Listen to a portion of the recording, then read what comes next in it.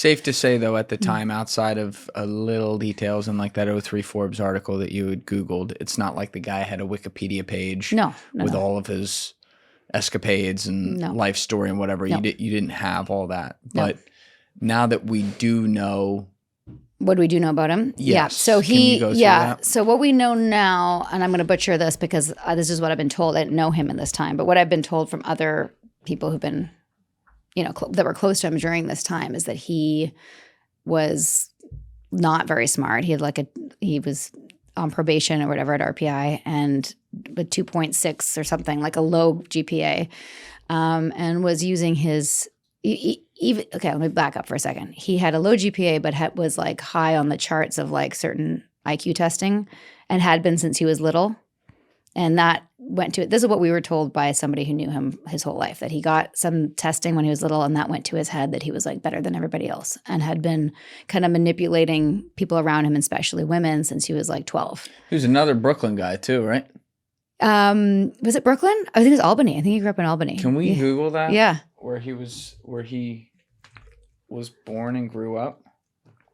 Could have sworn. I mean, maybe you would know better than me, but born in Brooklyn, but was he raised in Albany? That's important. What have we got? He moved to Suffern when he was 5. Okay, so he's raised in upstate New York. Gotcha. Saffron's in upstate? Oh, I assume so. It's like right over the border. Okay, I'd never even heard of that. Yeah, got it. And we'd heard that his father, we knew someone who knew his father who said that at the age of 12, he was like telling multiple women that like they were the one and they were like he was manipulating multiple women at the same time from a very young age. And this continued into his 20s and he had multiple businesses. One of them was called CBI, Consumers Byline International. Didn't he start at like Amway or something? Yeah, he did some Amway training. That's where he started. Oh. And CBI was definitely, he was an MLM as well. And this is before Costco and Sam's Club were really big. And that took off. And apparently, like when I was in it and we were told what happened is that this CBI was such a threat to things like Costco and Sam's Club that they went after him to shut it down because, he's a threat. So it was a similar business? It was like wholesale food and stuff? Wholesale, vitamins, products, different things, but in a pyramid scheme. Like a pyramid and that's important. Yeah. And he I'm going to butcher the details of this, but he paid a bunch of fees and he was told he could never start a pyramid, an MLM ever again, which he didn't. That's why he's not on any of the paperwork of all the ESP. That's why he's the philosophical founder. He's not the president. Nancy's the president. So basically he did it again. Interessante. With NXIVM, but had Nancy be the president. Now let's start with this. What do we know about prior to NXIVM, his personal, actual partner relationships? From what we know, he was, I guess the term would be polyamorous. Like he had multiple partners and some of the women knew about the other women and they like lived together and other women didn't. And he would like bring people in and not tell them or like I guess he was trying like see what works. Do we tell them in advance and see what sticks or not tell them and then connect the create the trauma bond and then introduce the other women. So yeah, he cycled through quite a few. And by the time I joined, some of there was like OG women that he'd known since he was like 19. Wow. Were still with him. And I thought they were like his executive board and his assistants and things like that, but they were his spiritual wives. And for those of people who are listening who can't, this is so much information, is that ESP was pitched as a personal development training program, like in the Tony Robbins world, right? And there was a lot of stuff like that at the time, and there still is. There's PSI, there's EST, Earhart Seminar Training, which turned into the Landmark Forum, and LifeSpring, and I mean all these things I think are super problematic because they're they're called large group awareness training, as you were familiar with that term, LGAT. I don't think so, no. So anytime you're doing therapy in a large group, so large group awareness training is what they call it, it's just really problematic because you're doing transformational, deep inner work in a group, which like most times, like I'm not a trained therapist. You know what I mean? Like I was digging into people's psyche with tools that were given to me. I mean, I was good at it, and I think that's not to pump my own tires, but I think I was good because my parents were therapists, and I was able to help people like navigate troubling waters. But if you go to something like Tony Robbins and you're with thousands of people in an arena and you're having a emotional breakthrough, no one's there to help you unless you're one-on-one with Tony Robbins on stage. You know, so it can be very dangerous. For sure. Mm-hmm. So he also, though, in addition to living polyamorously and all that, we now know he also from a younger man's age, I should say, like, you know, even dating back to his early 20s, but throughout his adulthood, he was also a pedophile. And he was essentially sometimes I think there was one, I don't know if you knew any of these girls personally, but there was even one where he like sponsored some Mexican girls to like come to America and then made them his sex slaves or something like that, and they were all underage. When he did it, eventually they came of age after they'd already been abused. But like, meaning there were many patterns of this that just weren't known when you were coming into NXIVM. Yeah. Even when we were there was a whole curriculum that he taught us about like slander and like, God, it's complicated to explain, but he was like, what are they going to say? We got this training from day one. People are going to say we're in a cult. Why do they say it's a cult? Because that's cuts you off at the knees. They're not saying you are doing X bad thing. A cult just is sort of a smear. And if someone says you're in a cult, you say, what's bad about what I'm doing? And even people who said I was in a cult, like, okay, well, I know it's weird. I felt found. I thought it was weird too. What are we doing that's bad? I'm in a success program. I'm working through my limitations. I'm happier. Like, go fuck yourself, right? So I lost my train of thought. Help me find the thread. He was saying from cult. day one you're in a cult and so how to respond what's to the worst thing you could say to someone? He's a pedophile. Of course they're going to call him a pedophile. So if there was any news about that, and there was the Times Union up in Albany was always saying, you know, he did this, he did that. I was like, well, of course they're going to say that because he's teaching ethics and he's pushing back on all the unethical things that are happening in the world. Of course they're going to do a smear campaign against him. So we just thought that was funny. He's getting out in front of it. He totally got out in front of it. So, yeah. So you never saw anything that looked suspicious? Here's what I saw. My very first red flag was with one of my girlfriends that I had brought in. Friends that's a girl. Mm-hmm. Okay, so one of my friends I brought in. You got to say that. Yeah, my was she born a girl too? All right, that's my son who's 6 is like, Mom, don't say girlfriend because you're not a lesbian. I'm like, your 6-year-old son saying that. He's the cutest fucking kid. He's so funny. Anyway, I'm like, yeah, sorry, Ace. Okay, he's like, okay, yeah, my girlfriend, my friend that's a girl, I brought in, and one of the red flags was that she wanted to move to Albany, and she had a very successful career as an actor, and I'm like, why are you moving to Albany? Like, I was in it to win it, but I wasn't moving to Albany. You were out in I was out in the world in Vancouver. I was like, at this point, we're like doing trainings down in LA. We're doing trainings at like A-list actors' homes. It was very glamorous. You're doing trainings at A-list actors' homes? Mm-hmm. Any names there? Oh, man. You don't have to. I don't want to say. It's out there. Yeah. I just feel like I don't want to drag anyone through it. But these aren't people that then publicly joined? The one person that has been public about it was Gerard Butler. And that was somebody who was like, okay at the time to say it. There's other people that have come out since but never wanted to be associated. Or maybe like took a 5-day. There was one very famous actress who did a 5-day at her home. Nancy went and trained it. I'm like, I should go because I'm an actor. I wasn't allowed to go. I was really mad. Very famous actress. Anyway, that was all like it was blowing up. Like we thought this is happening. We're doing this. Meanwhile, my friend's moving to Albany, and I remember thinking like, why? Like she and her career was way more successful than I was. She was the lead on a show. And I remember getting the hit that they were. This is actually in my book. This moment where I'm like, are they like sleeping together? The way that she talked about him, like, I have to be Keith. Yeah, she was like, I have to be available for Keith. Like, he might call me, and I'm like, for what? Like, oh, we're doing some projects. Like, she was a bit cagey about it. And I dismissed it for so many different reasons. Yeah. A, like you said, he's not 12 out of 10.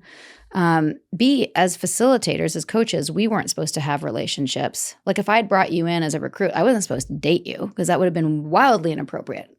Right? Yeah, and same thing with him. Like, of course, he's the head of this, and it's personal, and we're in each other's, like that would have been. And then what was the other reason? Yeah, just like, ew. Yeah. So I had the feeling and then I dismissed it. Oh, and he's celibate. Oh, right. Right? He doesn't fuck. Doesn't fuck, yeah. Now, what did you, how often were you going out to Albany yourself? Like, you weren't living there, but. No. At the beginning, a couple times a year. So for sure, I did my first 5-day in Vancouver and then I finished my 11-day out in Albany a few months later. And I rolled right from there into V-Week. V-Week? Vanguard Week. Oh. Yeah. Red flag, 10-day celebration for Vanguard's birthday at a summer camp at a YMCA in upstate New York. At a YMCA? Mm-hmm. Silver Bay. It was beautiful. YMCA Retreat Center. Silver Bay, if you look it up. Huh. Gorgeous. That's if you see that in the vow and there's like big like drone shots of like lake. Yeah, that's a YMCA? Yeah, it's a YMCA. What the fuck? Yeah. YMCA's a weird. I know. There it is. Look at that. Come on. That's a YMCA. It's a Silver Bay. That don't look like the Brooklyn YMCA, Beef. Don't. Yeah, it's a little higher class. That's giving some Buckingham Palace bullshit. I mean, keep in mind it was still pretty rustic. It looks pretty there. Oh, yeah, look, it's got the YMCA logo. Do you see that? Did we miss that? This one? X out. No, X out. It was just there. X out of the thing. I'll see it. See it right there? Oh, there it is. Yeah, the YMCA. No shit. Now, God, all I ever think about is like musty old men going into a locker room for a steamer. My boys play basketball at the YMCA now, and it's I'm sorry to hear that. No, it's a whole thing. I would think you'd have PTSD. Shit. Yeah, I know, but it doesn't look like that. But yeah, no. You're like, yeah, this is classless enough around here for me. Jesus Christ. But Silver Bay in August was beautiful, and we had great times there. I went to Vanguard Week 12 years in a row. Vanguard, a 10-day celebration for his birthday. That's why I've never been to Burning Man because yeah, I don't think that's for you. I know it's 100% not for me. Yeah, I don't like dust. First of all, yeah, I like to dress up, but I don't like dust and dirt and wind. So no, I don't know. I don't have what's it called? Any motivation or desire to go to Burning Man. It just sounds like, dirty. It sounds like what's that one where they fuck the owl out in the woods? Out in out in San Francisco. Nixon had the famous quote. Didn't Alex Jones catch it one year? Yeah, Bohemian Grove. Oh, I don't even know that one. Yeah, you know what? Don't worry about it. But yeah, that's when I hear, maybe it's the Bees, but when I hear Burning Man, it kind of gives me a little bit of Bohemian Grove vibes. Mm-hmm. I don't know if I'd want to go out there. No, I think I missed my window for that. Do you think it was deliberate that he wore longer hair and a beard? And I mean, what I'm getting at is Jesus vibes. Mm-hmm. Yeah, I think that was deliberate. And then there was a time about 5 years in when they cleaned him up and they cut his hair. You can pull up some pictures. There's like early Vanguard, and then there's late Vanguard. Late Vanguard. Mm-hmm. He had Heiress. He did. He started wearing like little Lacoste shirts and nice jeans and like cute sneakers. They cleaned him up. He had like a whole. Who's they? I mean, I thought it was his assistants, but his spiritual wives. Oh, yeah. From the actual, okay. Yeah, see that's late Vanguard. So early Vanguard is that's how the long hair is what he looked like when I met him. Right. Schlubby. And then over there on the left. Yeah, that was his cleaned up professorial vibes. Right. Some nice crew necks, some V-necks. And yeah, he was, that's the thing. He was still trying to give off a soft look. He wasn't trying to look like a hardo. Oh, look at he's got his hand there. What? He's got his hand on the this chin, was like his he's listening to. I noticed when he'd be speaking with people, he would turn his head like that and look at you. Yeah. Oh God, you're creeping me out a little bit. Right? Yeah. Actually, my husband, who was also an actor, for Nancy's birthday, Nancy used to have this festival of flowers. Just with Vanguard Week, and then there's a weekend for Nancy, Festival of Flowers. Festival of Flowers. Everyone would give her flowers, or whole house would be full of flowers. Super fucking creepy. Yeah. And she, people would do skits for her, and one of the skits. They asked, because my husband Nippy was really good at doing impressions of everybody in NXIVM, which was like really funny. People like, do David. And he'd like walk around like, oh my God, that's so funny. He had an impression of Vanguard, and they got, I can get it for you if you want. It's fucking hilarious. Because we have it on Vimeo, and they got him he like did an impression. This is when we were still in it. And it was so funny because he nailed all his his mannerisms and his like his little glasses thing and his and the way that he taught, like basically presenting as a as this deep philosophical, caring, empathetic person. So he was like he was mirroring the mannerisms of somebody who was like a guru and caring, and he was acting, you know. And Nippy nailed it. And I obviously was the back, so I didn't see him, but apparently Keith looked remarkably uncomfortable because I think he. Mask off. Yeah, mask off. How tall was Keith? You might want to look that up. I want to say 5'7" or 8. It's always. Yeah, I know. I know. Miscavige too. They always are trying to take Matt Cox, my buddy, who's like 5'5" and was a prolific mortgage fraudster. Yeah. Yeah, like he's always like, never trust us. We're always trying to take over the world. Napoleon complex. I'm like, dude, 5'5". Oh, there you go. Shorter than I thought. Even shorter. And I'm 5'4". I'll tell you, one of the things that really freaked me out, and you just kind of mentioned it, is when he would do the arm cross. I can't even do it, but like the way he would do the arm cross thing. So like kind of grab and almost like his shoulders. It's hard to describe, but people will know it when they go look at the tape on the vow. And like almost grab it in like a philosophical way and lean his shoulders back and tilt his head.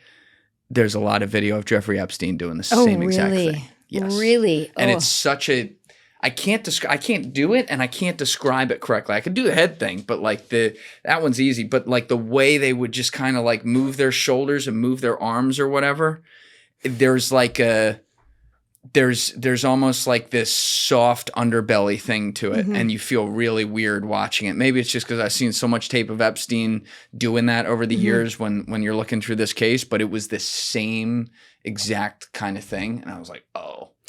So it was interesting is that he taught us about sociopathy. Suppressives, a full suppressive, not suppressive tendencies, but someone with that was a full suppressive was what I now know as a sociopath.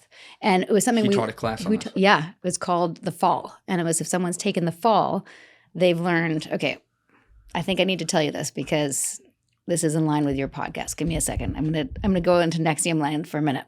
Okay. Oh, it's method acting. I just have to retain a bunch of information I haven't talked about in a while. Hold on a second. Backing up. So one of the principles in NXIVM was that we defined self-esteem as a range of options that somebody has in a given context. So you might have high self-esteem around money because you feel good about making money, but maybe you're bad with relationships. You have low self-esteem in that area. So somebody with high self-esteem in all areas of their life feels like if someone doesn't want to go out with them, they still feel fine because there's more fish in the sea, right? So there's lots of options. So options are based on ethics, and if you're a good person and you're ethical, you're going to play by the rules of the world, which is like no lying, stealing, cheating. Right. And those are your options. And you have a morality, and you know that if you do something bad, if this is like a line, lying, stealing, and cheating are bad things, and you wouldn't do that because you're a moral, ethical, conscious person, right? So these are your options. Sociopaths realize that they can do a bad thing and they don't feel bad about it. So they have all these options that we don't have. I'm assuming you're not a sociopath. No, I feel awful about leaving a piece of trash on the ground. Same. So a sociopath has all of these options in positive and then negative in terms of like lying, stealing, and cheating. And therefore they have, when someone has options and they have high self-esteem, they're like a high self-esteem person. You want to be around them. They have, they present a certain way. And so when someone's taken the fall and they become a full suppressive, they operate in the world here, but we're not suspecting that they're over here on this side because we don't project that onto them. So when you meet somebody like Keith or whoever, any one of these people that you've talked about, we assume that they are who they say they are because we wouldn't lie. And they know that. But he's teaching it like the wolf in the hen house. Yes. Yeah. So you'd never suspect that he had taken the fall and that he was a full suppressive and he was a sociopath. And we even did whole classes about like how sociopaths have different ways of playing out. Like they can, slash your tires and feel good about it, or they can slowly poison your dog over time. And they prefer that because it's more enjoyable to watch you suffer. Like those are the kind of things that we learn about. And that's like almost beyond sociopathy right there, right? I mean, it is, but yeah, it's next level. And there's a whole other thing if you want to really deep dive is I believe there's women around him that died, like the original women that he had from his inner circle.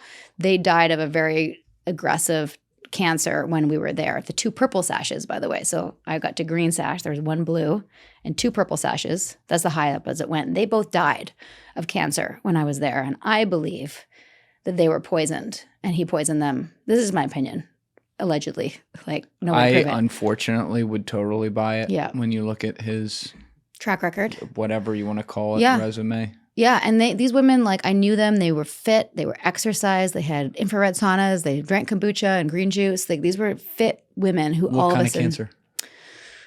Barbara Jeske had a brain tumor, and Pam K. Fritz, his Jelaine, had a, I want to say liver.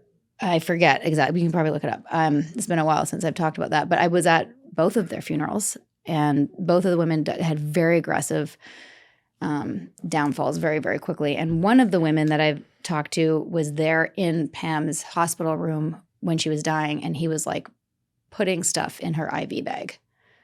Yeah. So like and I don't know why the FBI didn't touch that. I guess they had enough stuff to get him in jail without trying to prove that. But like there's a lot of evidence that points to he just was The woman saw that happening? Mm-hmm. And felt uncomfortable with it, but like he's the Vanguard. So, So she didn't. Yeah. And there's other like stories I could tell you that point to that, but those were the older women that had been with him and that were his age, and he was getting like I would have been barely too old. Like they were talking women and they're like 20, 30 years younger than him that were coming in, and he was expanding his harem, and I think the older women were like, His "Hey, harem. Yeah, his harem of women, his circle of spiritual wives." So he had to get rid of the old guard to make room for the new guard. Sorry, this is so dark. No, it's I fully expected it because I know what that is, and you have a really good way of being able to delve into the stuff. And like I said before we got on camera, when it gets to stuff that you don't feel comfortable talking about, no problem at all. I just appreciate you sharing any of it. But it's strange, like when I go to do one like this once in a while, where it's going to be like really heavy stuff and I know it's coming, like I wake up a certain type of way in the morning and I'm really? like, yeah, I don't know, I like I'm ready for it, but I'm not ready for it, if that makes sense. Yeah, I feel the same way every time. I'm like, why am I still talking about this? Because it's like, I mean, sometimes it's cathartic, sometimes it's like ravages my nervous system. But I think it helps a fuck ton of people you can't see. Yeah. Because it allows people to see where you could fall into traps or where things in your life could be zigging, you want it to zag, and you pick the... Honestly, every time I think I want to quit, and especially with our podcast, and it gets draining, and sometimes it's really rewarding, and other times it's hard. Every time we want to quit, we get an email or a DM of like, I just got out of X thing because of the vow or because of your podcast. I'm like, okay, well, let's just keep... You're saving lives. That's a great thing. Well, I get to help people, which is ironically what I wanted to do in NXIVM. Like I was helped and I felt changed, and then I wanted to do the same, which is why I was such a good recruiter because I was like, I really believed in it, which we kind of skipped that part. We're going to come back to that. We're going to come back to that. I'm just staying on Keith because we're kind of going through his psychology right now. So it's, you believe, and I would totally buy that. You believe that he may have even poisoned people around him and basically had them killed. That would make sense to me that he would do that. But, you mentioned he was building a harem here, and we're going to get to where that got really, really dark and quite literal. But, the organization is filled with hundreds of people, and it's men and women. Yeah. Do you think, obviously we know now he was constantly trying to get access to young, vulnerable women and stuff like that to take control of them and, live out his sick, sadistic, twisted fantasies. Do you think that he just let men in there for cover? Kinda, yeah. I think so. Like with my husband, who's like, former quarterback, Ivy League, went to Brown, like model, like a handsome man. And he wasn't targeted the same way. I think he was there so that it would give credibility for other people to look like, well, he's here. You know what I mean? Obviously, Keith's not trying to get him into his harem, but it's like he gets to have a loyal soldier on the outside. I think it was... maybe, correct me if I'm wrong here, maybe it was Mark who was saying in the vow, Mark Vicente, that he was like the only male friend Keith had. Like he was the only one from the organization that really hung around Keith, and Keith seemed to enjoy hanging around him. And my takeaway was, well, that's because Mark's capturing him and is like putting him on film to build his legacy, and he sees, the cameraman as the creator of that. Is that a fair takeaway? Yeah. And I think that, in the same way that like I didn't take to Keith, I more took to Nancy and her daughter Lauren, who's the person I really looked up to, which comes in later. Yeah. Mark really did put Keith on a pedestal. And, I don't know if Sarma talks about this in part 2, but we all have our patterns. There's fight or flight, and there's also fawn. Fawn. Which I don't think she said that term. Because she hadn't read the book yet. I just gave it to her, and we're reading it together right now. And it's something that we both did, which is like there's fight or flight, right? Which everyone knows about. It's survival. Freeze, which often happens in like a Harvey Weinstein situation where women just like freeze and dissociate, and they just have to get through it because they know they can't fight back. And then there's fawn, which is to be agreeable, to be sometimes even flirty, which can happen in one of those situations. And that certainly happened with me where I'm like, I better just appease this to smooth it out until I can get out. Right. I've never had a situation like we talked about earlier, but I've had similar, like could have gone that way. For sure. You're dangerously close by the end. Yeah, dangerously close. And appeasing and being a people pleaser, which I actually remember Nadine was talking about on your podcast, is like, yes, how, women are conditioned to be agreeable and to otherwise you're a bitch, right? And I didn't have the term fawn in my vocabulary, but I knew that I knew I was a people pleaser. I knew I was an accommodator. I'm being a caretaker and over mother, like a nurturer. I was like, that's just sort of like, you're not feeling well. I have a vitamin C in my bag. Let me take care of that for you. Like that feels really good for me. And that sort of feeds into the whole, like, we're going to get along and I'm going to be appreciated by you. And that's my value. Does that make sense? Yeah. Where do you think that came from? You wanting to take care of people? Does that have anything to do with your way younger brother? Or my mom got really, so after my parents divorced, my mom got really sick and she had rheumatoid arthritis. Oh, wow. And this chunk of my life is I don't have a lot of memories, but I have a very strong memory of like rubbing cream into her feet so she could walk at a young age. And I just don't think I had a really necessarily normal childhood in that way. Maybe like reverse parenting in terms of like caretaking, like didn't have the full, like I think I felt better being somebody who could take care of others. And I think my parents were going through stuff and I kind of grew up quickly in that way. Yeah. I was talking with Sarma about like her love languages and where some of that like could have come in, but it's kind of coming in with you too. Like clearly your affirmation, your probably quality time as well, because you wanted to feel a part of things around people. And then at least on an active level, how you show love is service. Yes. Is it in the same direction coming back to you too? Do you value when people show that to you? Yeah, I do. I mean, truthfully, I love them all. I also like gifts. Yeah, no, there's people who are dominant in 4 sometimes. Yeah, but and have all 5 in some degree. Yeah, and affirmation is important to me as well, and that's something that I have to clear. Yeah, yes. I have to like tell Nippy, I'm like, I need you to tell me now, that I look good or like that you love me, because that was not his love language at all, and that was something we've grown. That's a separate podcast. Yeah, no, that's interesting too. Like you guys had a lot of things stacked against you. And we really did. And especially, this is a total tangent, but especially next time we weren't allowed to have needs. Like anything beyond Maslow's, like food, water, shelter, is what was called a desire. So if I had a need to, like if I felt like Nippy and I started long distance and I felt like upset that he wouldn't text me to say goodnight. If I were to say, can you like communicate with me? Because I want to like, know that we're together and you love me or whatever. That the response would be, I would have to go get an EM, because why do I need him to be anything different for me to be okay? Whoa. Yeah.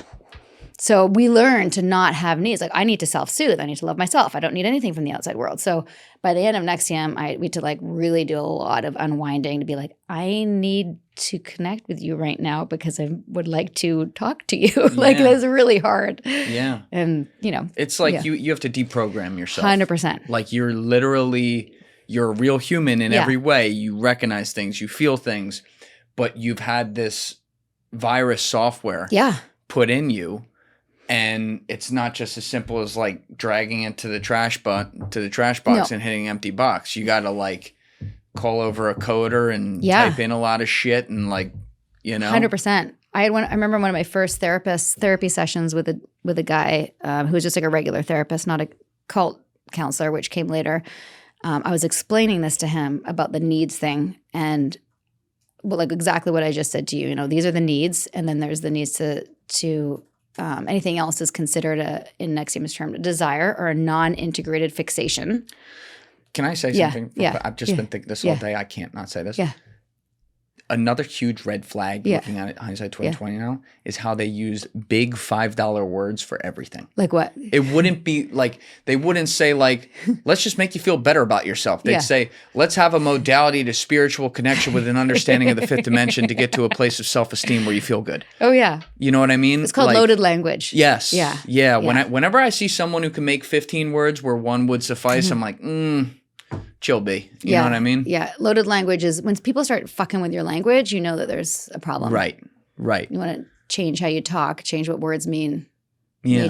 Major red flag. So when you back to your timeline though here, when you went out to Albany to do your last 11 days and then, you know, now at this point, that's where they shifted over to the, hey, you can join this as a career and be a coach and all that. So you go out west, you're doing classes out there. You mentioned you're doing some classes in LA sometimes. And down in Seattle and Tacoma. And so I was going every weekend almost. I was driving 3.5 hours, 5 hours sometimes with the border from Vancouver to Seattle, Tacoma, and doing like a day of training and then coming back. Like, what are you doing during the week? Preparing for that pretty much? I mean, at the beginning, at that point, I was still acting and auditioning and, you know, whatever else I was doing. I don't know. Oh, so you are still trying to do that. I was still acting. For the first couple of years, I was still acting. In fact, the tools, the tech, which is also a Scientology word, by the way, the technology, rational inquiry, which is Keith Raniere's model of helping people, you know, here's the big words again, evolve your belief system so that you're more integrated, blah, blah, blah, be happier. The tech was something, oh my God, see, I was worried this might happen. I feel like my blood sugar is crashing. I'm losing my train of thought. I might have to eat a power bar in a second. But what was it we were just talking about? Whenever you want. Thank you. But what we're just, what was I doing? Oh yeah, I was using the technology to be a better actor. I had a lot of audition nerves. I would go into an audition and like dissociate. I was so nervous. Dissociate. Yeah. Like, can you describe what that would be like? I would go out of my body and not be like in an audition and acting, you're supposed to be present and connected with the other person and do whatever the dialogue says and go on along the ride and sometimes feel it. Yeah. And if I dissociated, I'd come back and I'd be like, I don't even know what I did. Like I was so nervous that I would check out. So I used the tools to work through that pattern, get an EM. What am I making this mean that I'm so scared? And I got better at auditioning. I started booking more work. I did a film that ended up at TIFF, which is an actor that's like a huge thing. Joey's like, yeah, TIFF is the Toronto Film Festival. He's tracking. Yeah. I knew that one too, by the way. Yeah. You're like, yes, you're like, I know. Just give me 4.5 gold stars. Come on. Yeah. Ironically, I played a sociopath in that movie, and that was like one of my favorite film roles of all time. Oh my God, that's like Robert Downey Jr. in fucking Tropic Thunder. I'm the dude that's playing the dude. You were living that. Very sorry. That's no, it's fine. A little close to home. Yeah, it's fine. So I was really living my best life. The first couple of years in NXIVM, I was using the tools. I was getting better as an actor. I was going to TIFF. I was flying to LA, doing these fancy trainings at the Whistler Film Festival. I was bringing in all my friends that I thought they would enjoy it. Some of them were moving to Albany. I was like, that's dumb, but okay, do you. And things are great. Are you getting, when you bring people in, are you getting paid on that? Not at first. So one of the ways I was able to do so much curriculum is that they had this thing called 3 and It's Free, where if you brought in 3 people, I know, it's so cringe. So I had brought in my boyfriend, I brought in my mother, I brought in my friend Nikki. And you brought in your mom. Yeah. I brought in my mom because she was, I was like, you got to do this with me, Mom. And she was very reluctant. She was like, I'm not saying the mission statement. I don't want to wear a sash. And like, she was on to him. But I just thought she didn't get it. The psychologist was on to him. I'm not surprised. No, she knew. Your mom, you were right. You were right. Okay. Good for you. Yeah. She loves to know that. So I got basically 3 and It's Free. I got my money back. And instead of taking my money back, I said, use that to finish the 11 days. So I was like, started to make some money. And then because I was telling so many people, they're like, you could become a salesperson. So after I had enrolled a certain amount, you could earn 20% of your sales and put that towards more curriculum. So that's how they kind of kept me going. I didn't have the money to pay for it, but I was just bringing people in and that was covering the cost. Were you thinking, so this is where it gets above my pay grade legally. Mm-hmm.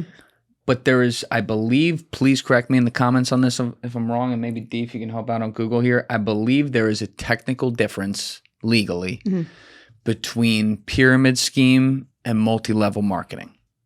Am I wrong about that? I literally just did an episode on this. Okay. With a woman named Bridget Reed. Okay, please explain. Who did a book called Little Bosses Everywhere.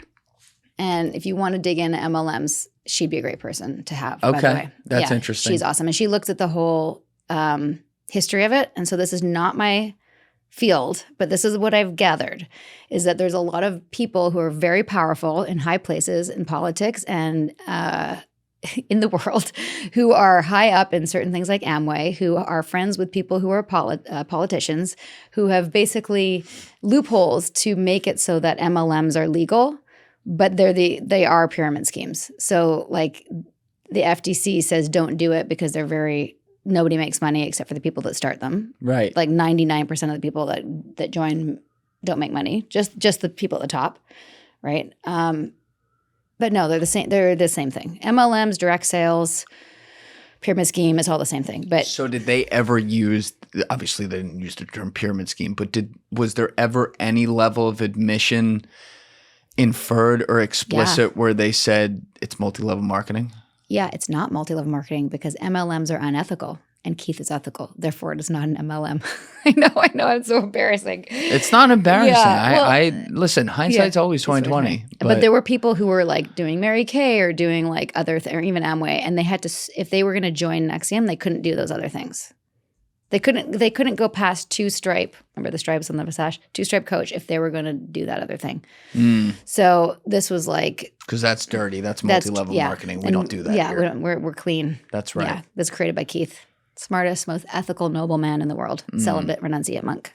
Celibate, renunciate monk. Well, he wasn't bald, so he could have been a monk. Yeah, that's true. And they don't have monks don't have facial hair, right? They don't fuck with facial hair, do they? Yeah. I don't know. There was a monk in an airport next to me wearing like a $40,000 watch and Yeezy slides. When I was in Dallas, I was real confused by that. Yeah. You're like, I was like, hold on a minute. Yeah. What's your vow here? I don't know much here, but I know that something there. And he had like the new iPhone 17.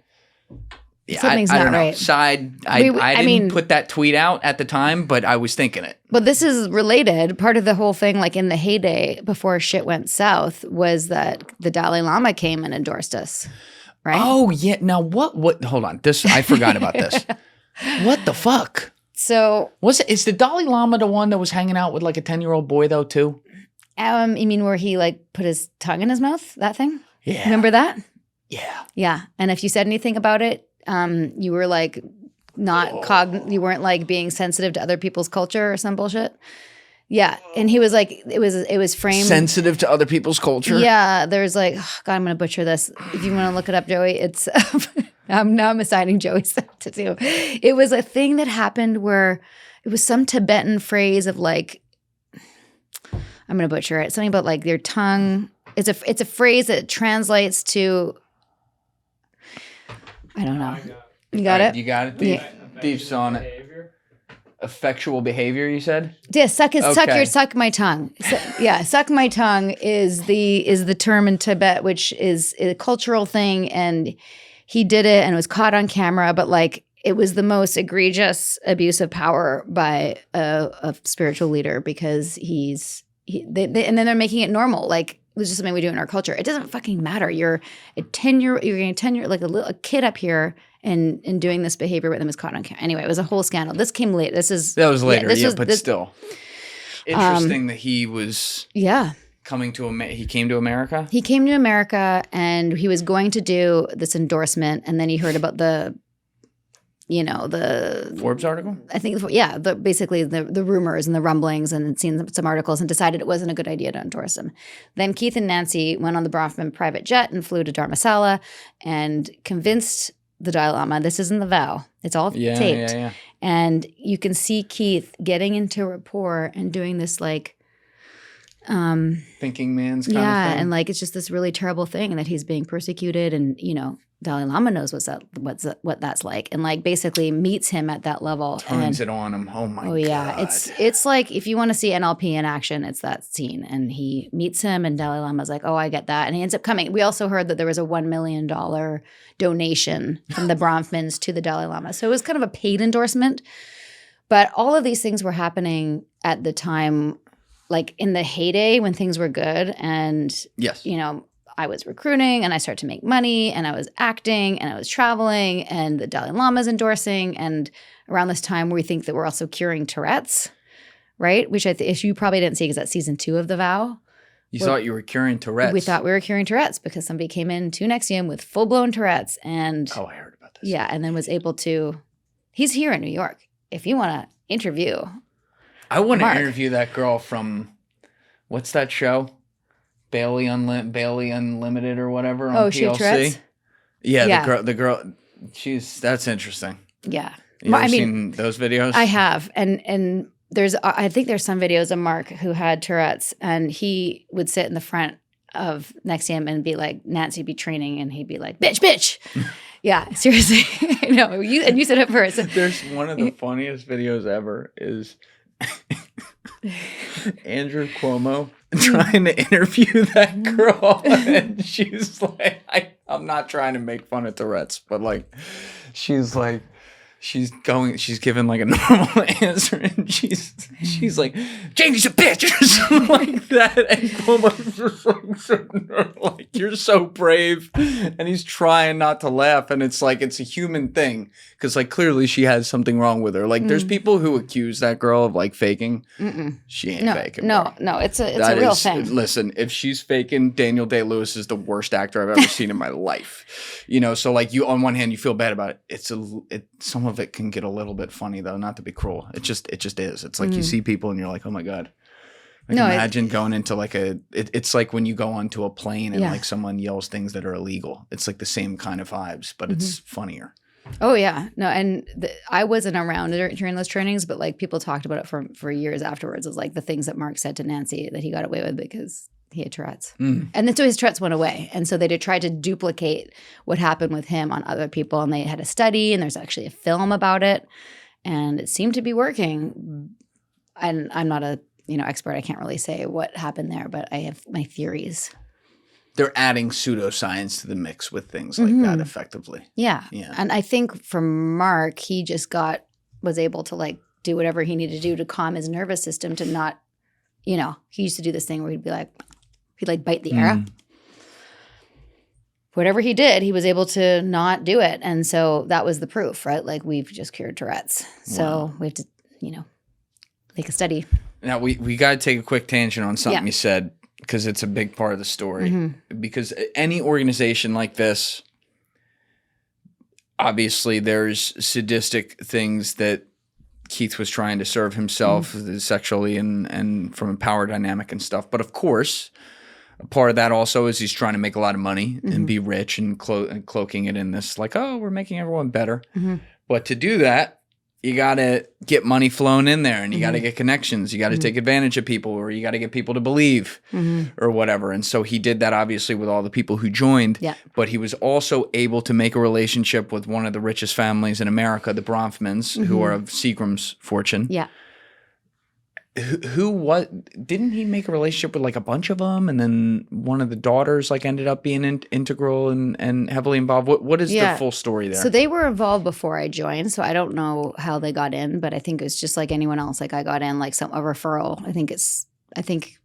I actually don't know how they got in, to be totally, I can't remember, but it was, but they came in at the same time. Sarah Bronfman and Claire Bronfman came in at the same time. How do you convince a billionaire that they need help? Yeah. I mean, I only have the stories because, again, they came before me, but I had heard like Claire was a professional show jumper, right? Like that's what she was like. Equestrian? Yeah. Yeah. This is me. Oh, wait, like the toy horse thing? No, like on an actual horse. Okay. Jumping over things. Like, and she was wanting to go to the Olympics, and she had horses, and she had a horse farm, and I think she believed that he could help her. And I mean, that's what the story was. Anyone who like moved to Albany and like decided to devote their life to the mission was also offered help by Keith. Like I said, my friend and the actor. Like we all had our hopes, and dreams dangled to us. And that was how people came up. Can I take a tangent on that story? Please. So my husband actually came in before me, and his ex-girlfriend was the one that brought him in. So his childhood sweetheart girlfriend brought him in, kind of dangling like maybe we're going to get back together. And that's how he came into NXIVM to like. Oh, she was already in it. She was already in. And he came in to like check it out and like be close to her. And her dad was like a brain surgeon from Yale. And like, he's like, well, this is legit. And checked it out to like also maybe, whatever was going to happen there. So he did it with her. That ended up not happening. And he moved to LA to be an actor after taking some training. He had like taken the training, thought this is sort of like, it was helpful for him, put some tools in his life. And then it was like, but this isn't really going anywhere. The Forbes article came out and he's like, peace out, moved to LA. Then cut 2 years later, Mark Vicente gets involved. He's doing this film about global warming that Keith's helping him write. And Keith suggests my husband for one of the lead roles. So they fly out to New York, to LA, and they invite Nippy to come to Albany and be the lead role in this movie that's going to be made. He's been away from the organization for years, okay? And the reason this has an important point to what you just said. So as an actor, Joey, you'll appreciate this. He gets flown in. They pay for his move. They pay for him to relocate. They come to Albany. He gets flown in a private helicopter from Albany down the river to Bergdorf Goodman to get suited for, like, go for costume fitting, to get suits made because he's going to be an actor in this movie. And if you're an actor and you go to get a costume fitting in a private helicopter, it's on. Right. Right? Like, that's what I'm saying, the dangling of the dreams. That's how they got him back. This movie never was made, ever. Like, it never got past script rewrites. He waited in Albany for years. I mean, I'm glad he did because we ended up getting together. But the point is that for Claire, whatever Keith dangled for her was enough for her to say, I'm going to give you, and you can look it up too, Joy. Claire Bronfman, millions of dollars. And he gambled, I don't want to say 58 million. That's the number that comes to my mind. I could be wrong about that. But millions of dollars. He gouged her money and then gambled it away. Keith did. Yeah, because he thought he had figured out the system and was like, but doing things on margin, or I don't even fucking know how much money. Yeah, Claire Bronfman 150 million. Significant funding to NXIVM organization, eventually contributing about 150 million to the group and its leader Keith Raniere. She served as the operations director and her father Edgar Bronfman to the group. But the relationship fractured when he learned a large low-interest loan she made to Raniere and was informed the group was a cult. So he realized that his daughter was being used to funnel money. Yeah. Interesting. Yeah. So she and Sarah Sarah actually ran the New York City Center. Sarah was her sister. Okay. So Sarah also became a Green Sash and ran the New York City Center, which is actually right near where I'm staying with Sarma in the city, which is super trippy because we spend a lot of time there. Yeah. Don't go walking on mushrooms near that. Yeah, no, just stayed away from that area. So yeah, the Bronfman sisters were, almost every cult has an heiress. I'm not sure if you've studied Osho, Bhagwan, Rajneesh. A little, but can you provide some background for people who aren't familiar with that documentary? Yeah, Wild Country. Bhagwan Osho was an Indian guru who was like, the Keith Raniere of the 80s and had people move for miles around to join this community, which on the outside, just like NXIVM, looked great until it wasn't. But anyway, we interviewed a woman named Erin Robbins. She's the heir to the Baskin-Robbins fortune. And she gave all her money to him. It is one of the things that makes it so believable. Mm-hmm. And not just believable. We know it happens. But the reason it makes a lot of sense that things like that would happen is because we're talking about the kids who are inheriting all this stuff through no fault of their own, but it's not money they earned, it's a family fortune. They grow up in opulence. They struggle to have a purpose. They don't feel like they've earned any significance. So they view, I'm just looking at it the best I can here, I would imagine they view the money that that they inherit as a tool for them to buy that influence that they can then say they're doing something good with it. So they are, perhaps, crazy as it sounds, maybe even more susceptible Yeah. to organizations that either border on cults or like this are full-blown cults, because those are the prime type of parasitic endeavors that are going to look for a target like that to make them feel like they're important. 100%. Because that's all they ever wanted. Yeah. And Keith actually gave that to Claire. I think he made her the CFO or not CEO, but basically gave her a lot of power. And I think that's something that she really needed and enjoyed, because she was like kind of I don't know, she didn't have a lot of friends. She was kind of a horse. She was like, her friends were horses. Yeah. And I know. I feel really sad for her, and a lot of people in NXIVM didn't like her, and we didn't actually get along. But nobody signed up for this. Like she didn't sign up for that. I didn't Keith's the real bad guy here. She got roped in. Yeah, I definitely have empathy for that, and she ended up going down too, because she's actually fresh out. Yeah, she did like 5 years or 6 years or something like that. Yeah, she just got out of prison. So. And is still a believer, by the way, as far as I know. She still believes in Keith. Yeah. That's why she got such a high prison sentence, because she refused to renounce him. Whoa. Yeah. And the judge said that, like, you've not, like, Allison Mack was like, I made a mistake. I screwed us, by the way, for the audience, Smallville actress Allison Mack was one of the famous, or, famous-ish actresses that was sort of like one of the people that helped Keith with the building of the Harem later, and Doss, which we'll get to. But she was like, I made a mistake. This is the biggest mistake. I regret this. I believe something I shouldn't have. And Keith is a bad person. She refused to do that. And as far as I know, is still a believer. And even after prison. Yeah, even after prison. I got to look at it more and see her individually, but it's wrong that she'd ever be a believer in that guy or in any of this.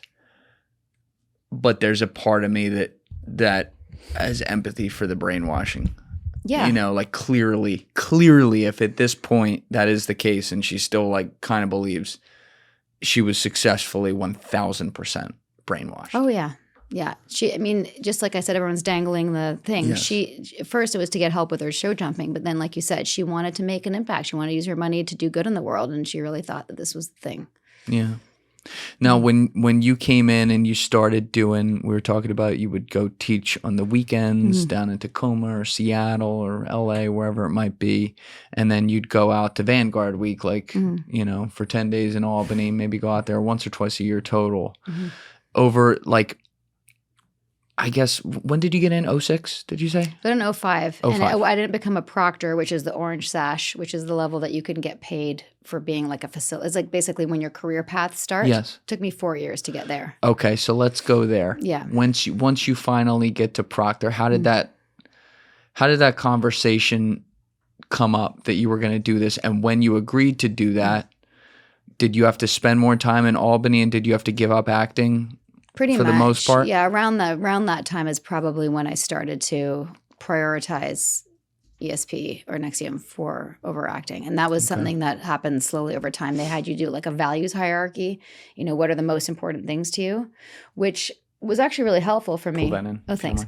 Was actually really helpful for me as somebody who has trouble making decisions and anxiety around that.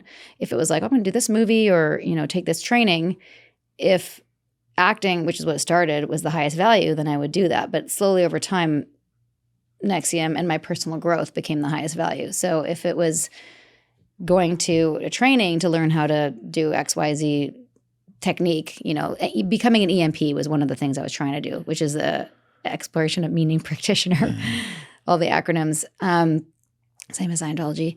I missed like 2 of my best friends' weddings for bullshit trainings.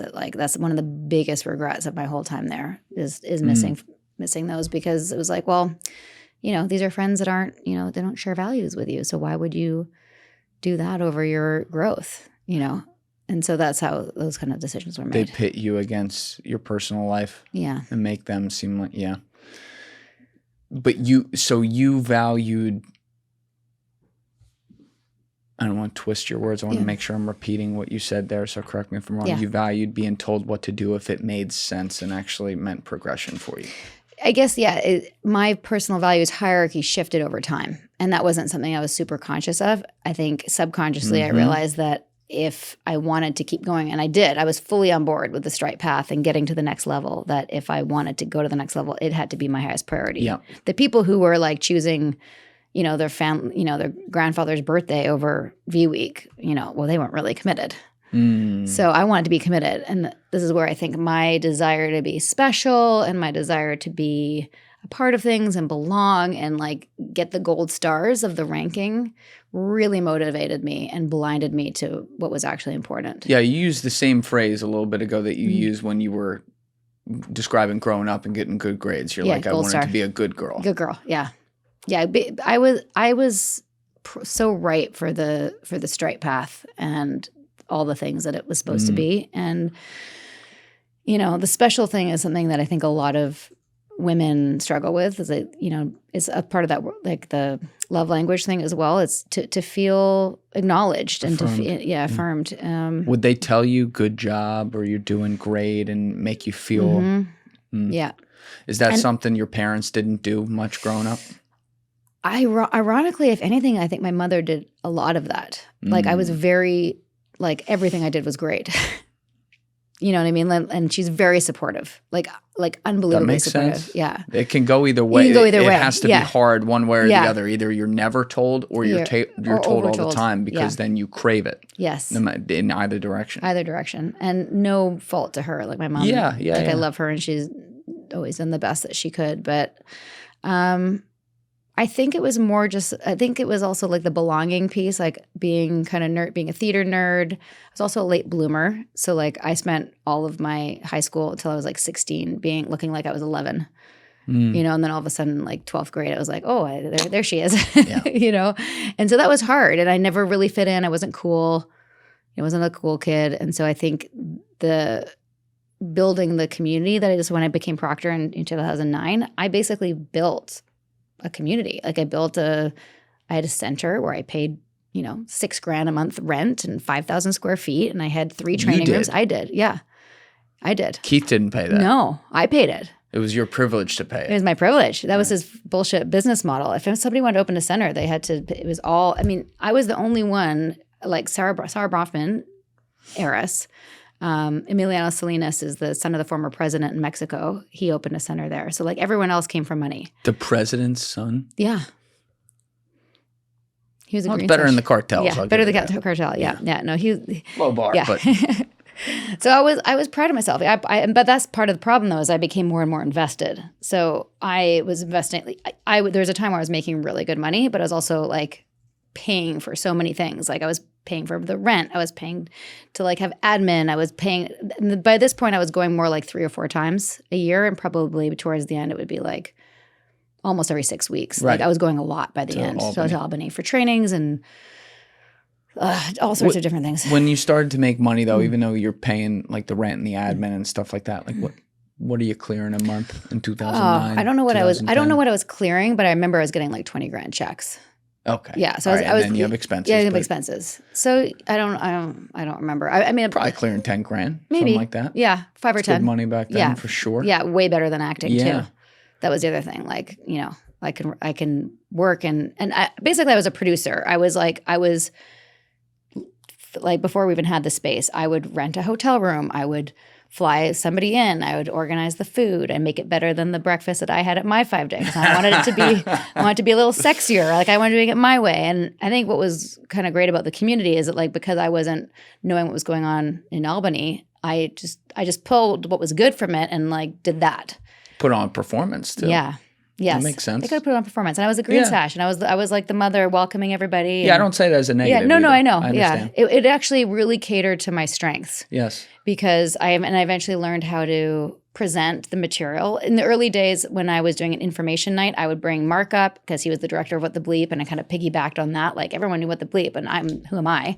And he would do these information nights, and we kind of grew that way. And Mark and I became business partners, I forgot to mention. So he and I that was acceptable within...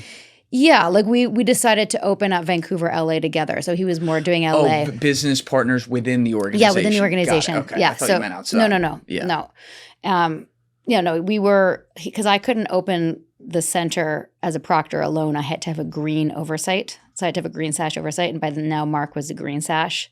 So he was sort of like overseeing me, but I was like on the ground. So it was together, it was our center, but like, does that make sense? Yeah. So, and I was listening to one of your other episodes, I forget which, about how the founder had to be on the wall. What episode was that? The founder had to be on the wall? Picture of the founder on the wall. Was it a Scientology one? Yeah, Scientology. Yeah, L. Ron Hubbard was on the wall. Probably Jenna, maybe, yeah, talking probably Jenna. about that? And so we had pictures of Nancy and Keith on the wall, these little frames. But most of the people, Hitler and Goebbels. I know. Oh my God. Yeah. And most people in Vancouver never met them unless they went to Vanguard Week or went to do level 2 training, which is all the higher level stuff. But most people just came and worked on their goals and it was like a gym membership for your growth. Thank you guys for checking out this clip. If you haven't already subscribed, please subscribe and hit the like button on this video. It is a huge, huge help. And if you'd like to check out this clip's full podcast episode, that link is in the description below or right here. And finally, you can follow me on Instagram and X by using the links in my description below.